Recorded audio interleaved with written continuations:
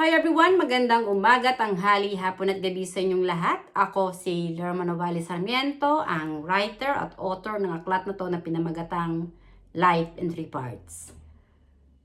Tayong lahat ay tinawag ng Diyos para maging liwanag at asin dito sa mundo. At ang ating misyon ay sumunod sa yapak ni Jesus na magpahayag ng ebanghelyo, ng salita ng Diyos para magpahayag ng katotohanan. At sa araw na to, ang topic ko ay Tatay Digong, greater is the Holy Spirit who is always with you rather than the ICC leaders in this world. Ipinahayag ni Jesus na templo ng Espiritu Santo ang katawan nating mga tao. At tayong mga tao hindi nabubuhay para sa sarili lang natin. Ang Espiritu Santo na hindi natin nakikita ng mata ay ang siyang totoong nag-iisang Espiritu at Diyos at amang espiritual ng ating kaluluwa ay ang may pag-aari ng katawan at kaluluwa ng buong sangkatauhan. Ay ang siyang Diyos Ama na nagsugo kay Jesus, na nagbibigay ng buhay sa ating mga tao, ay narito sa ating mundo. At ang laban ko at laban ni Tatay Digong ay hindi laban sa laman at dugo, kundi laban sa mga espiritong masasama na silang mga kampo ng kadiliman na nasa panig ng demonyong si Satanas. Bilang isang tao, hindi ako nabubuhay para sa sarili ko lang. Ang aking katawan ay templo ng Espiritu Santo at ang Espiritu Santo ang tumawag sa akin para gawin ang aklat na to para magpahayag ng ebanghelyo sa buong mundo. Natanging ang Espiritu Santo lang nananahan sa katawan ni Jesus, na siya ring nananahan sa katawan ng buong sangkatauhan, ang nag-iisang Espiritu at amang espiritual na siyang banal, na nagbibigay ng buhay sa ating mga tao na dapat lang nating ibigin ng higit sa lahat at ating kilalanin na ating Diyos at amang espiritual. Para maging kapatid tayo ni Jesus na pinanganak sa Espiritu ng Espiritu Santo, na maging kaisa sa totoong nag-iisang iglesia ng Diyos na tangi ang kinikilala lang na ating Diyos at amang espiritual, ang Espiritu Santo na nananahan sa ating katawan. Tinawag ako ng Espiritu Santo para magpahayag ng katotohanan at magbahagi ng ebanghelyo sa buong mundo. Ang ICC leaders, Tatay Digong, hindi mo dapat sila pangilagan at katakutan. Yung kanilang mga paghuhukom ay walang valid para panatilihin ka diyan sa Netherlands. Sapagkat ang katotohanan, maging ang katawan ng mga ICC judges ay templo rin ng Espiritu Santo. At ang Espiritu Santo rin ang may pag-aari ng kanilang buhay. At ang ICC judges ay hindi mga Diyos. Hindi sila ang Diyos ng hustisya at ng katarungan at ng katotohanan, kundi tanging ang Espiritu Santo lang na nananahan sa ating katawan. Ang mission ko ay magpahayag ng katotohanan at bilang isang tinawag ng Espiritu Santo na magbahagi ng katotohanan, ang Espiritu Santo ang liwanag, buhay at katotohanan na pinagmula ni Jesus. At sinabi ni Jesus na ako ay nasa Ama at ang Ama ay nasa akin. Ang aking mga salita ay hindi nagmula sa akin, kundi sa Ama ang nasa akin. Sinabi ni Jesus, but you will receive power once the Holy Spirit comes upon you. You will become my witnesses. Si Jesus ay Mesiya at bugtong na anak ng Espiritu Santo. Ang misyon ni Jesus ay hulihin ang bawat kaluluwa ng bawat tao dito sa mundo, natanggapin ang katotohanan na sagradong tahanan ng Espiritu Santo ang ating katawan, at tanging ang Espiritu Santo lang na nananahan sa ating katawan ang dapat nating kinikilala at sinasamba na ating Diyos at amang espiritual ng ating kaluluwa para maging kaisa tayo ni Jesus sa totoong iglesia ng Diyos. Pagdating sa politika, ang labanan dito ay hindi laban sa laman at dugo, kundi laban sa espiritong masasama na silang mga kampo ng kadiliman. Si Tatay Digong ay isang espiritong mandirigma. Ang Espiritu Santo na nananahan sa kanyang katawan ay ang Diyos na umiiral na siyang may pag-aari ng buhay ni Tatay Digong. Ang ICC judges, hindi nyo dapat sila katakutan sapagkat mga tao rin lang sila na pinahiram ng buhay ng Espiritu Santo. Ang may pag-aari ng ating buhay ay ang Espiritu Santo at ang Espiritu Santo lang ang maghuhukom sa ating kaluluwa at siya rin lang ang maghihiwalay ng kanyang mga tupa laban sa mga kambing na silang mga kampon ng kadiliman na nasa panig ng demonyong si Satanas. Narito na tayo sa huling panahon at ang labanan dito sa ating mundo ay Armageddon. Pag sinabing Armageddon, ito ay labanang espiritual. Espiritong mabubuti laban sa espiritong masasama. Ang Espiritu Santo na nanahan sa aking katawan na nang siyang nagbigay sa akin ng autoridad para maging matapang, maging brutal, na magsalita at magpahayag ng katotohanan. Sapagkat ang Espiritu Santo, ang siyang Diyos na umiiral, ang nagbibigay ng buhay sa akin para ibahagi sa buong mundo na templo ng Espiritu Santo ang katawan nating mga tao at ang Espiritu Santo lang ang Diyos na dapat nating ibigin ng higit sa lahat at dapat nating katakutan. Ang ICC judges, ang human rights leaders, lahat yan ay connected sa Open Society Foundation ng demonyong matanda na si George Soros, na siyang founder ng Open Society Foundation. Tayong mga tao, wala tayong itatago sa Espiritu Santo sapagkat ang may pag-aari ng ating buhay ay ang Espiritu Santo. So lahat ng ginagawa natin dito sa mundo ay bukas na aklat sa mata ng Espiritu Santo na siyang Diyos na may pag-aari ng ating buhay. Alam ng Espiritu Santo kung sino ang nakikinig sa mga aaral at salita ni Jesus na naglalakbay na may pag-ibig sa kaluluwa ng kanilang kapwa, na hinihikayat ang mga tao na magbagong buhay at magbalik loob sa Diyos, na mabuhay ng may pagpapahalaga sa buhay espiritual. Honestly, si Tatay Digong galit yan sa droga sapagkat maraming mga tao ang naliligaw ng landas na gumagawa ng krimen, na ang katawan ng kanilang kapwa ay hinahalay at pinapatay pagkatapos nilang maisakatuparan ang kanilang mga pagnanasa.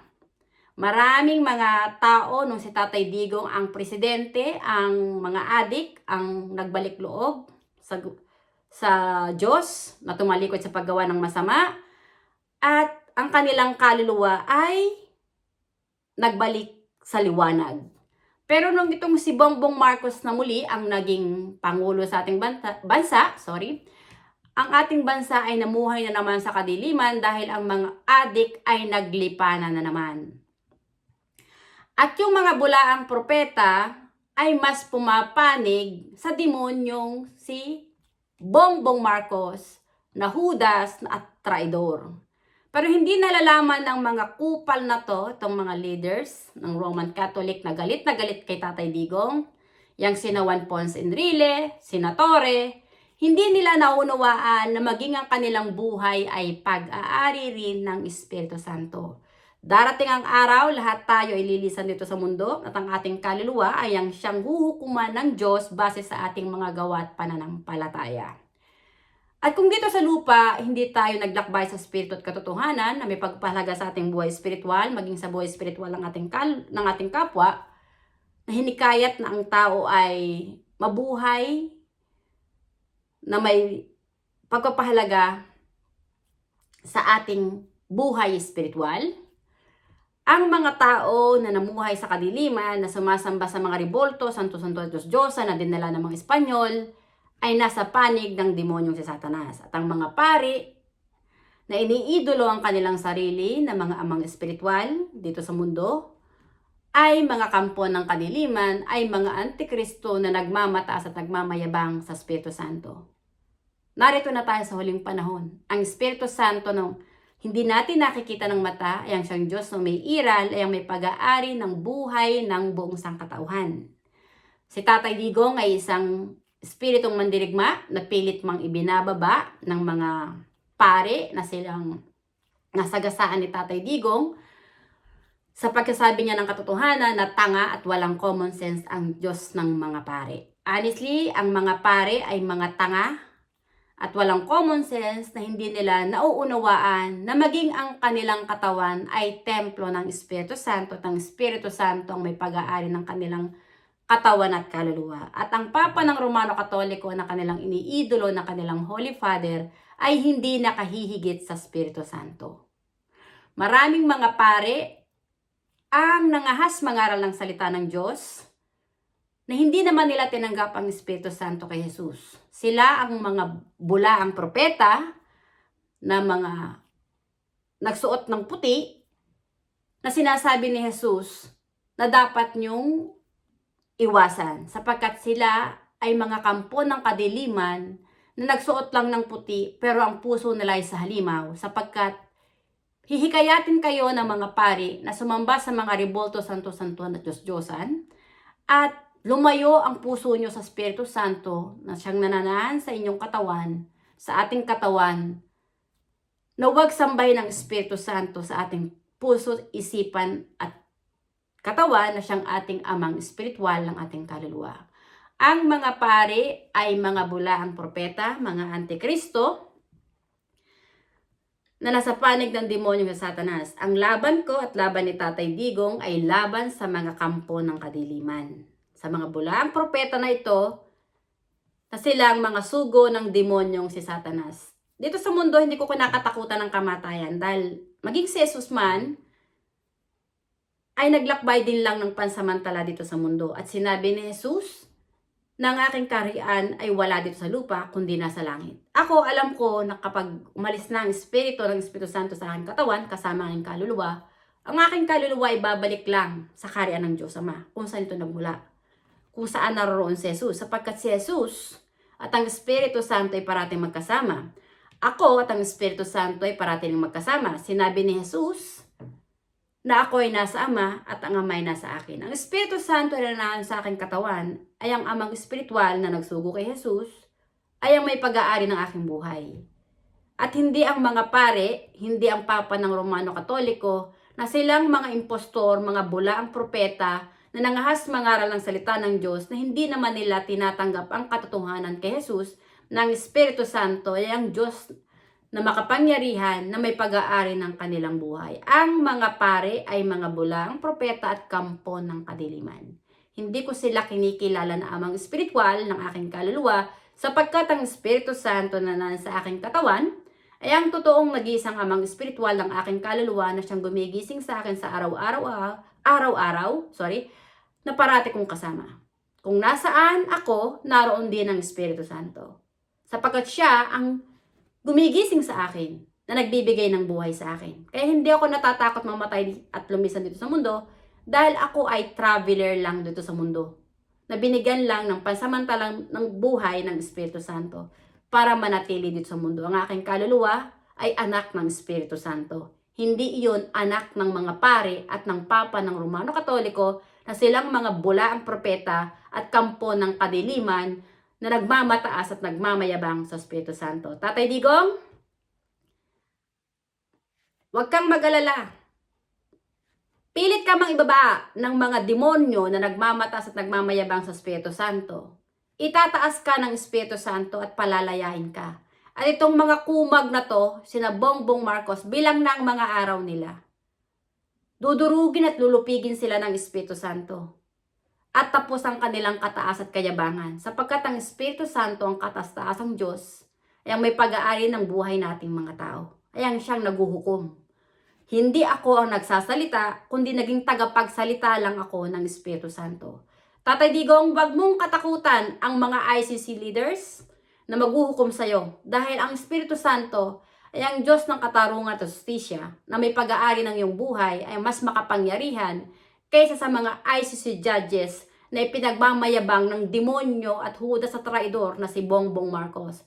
Bilang na ang mga araw ni Bongbong Marcos. Lulupigin na siya ng Espiritu Santo at magwawakas ang kanyang kataas at kayabangan. Itong 2025, hindi na siya magtatagal sa kanyang posisyon.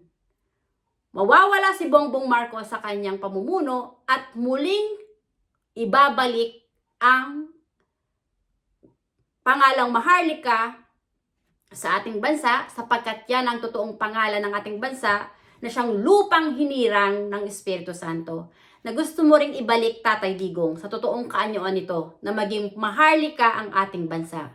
Sapagkat ang relihiyong Romano-Katoliko na dinala ni Ferdinand Magellan ay kulto ng demonyong si Satanas, na siyang nagnakaw sa ating lupa at namuhay sa kadiliman, sapagkat sinakop tayo ng mga Espanyol at ang pangalang Maharlika ay binura ng Judas na hari na si Philip II. At ang pangalang Pilipinas ay kinuha lang yan sa pangalan ng demonyo at Judas na hari na siyang protektor ng Romano-Katoliko na si Philip II, na siyang hari ng Espanya. Matagal nang nalupig at namatay ang demonyong hari ng Espanya na si Philip II.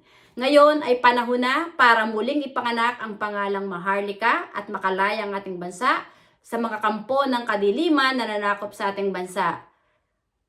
Muling itataas ng Espiritu Santo ang ating bansa at palalayain niya ang ating bansa sa mga bulaang propeta na silang mga kampo ng kadiliman.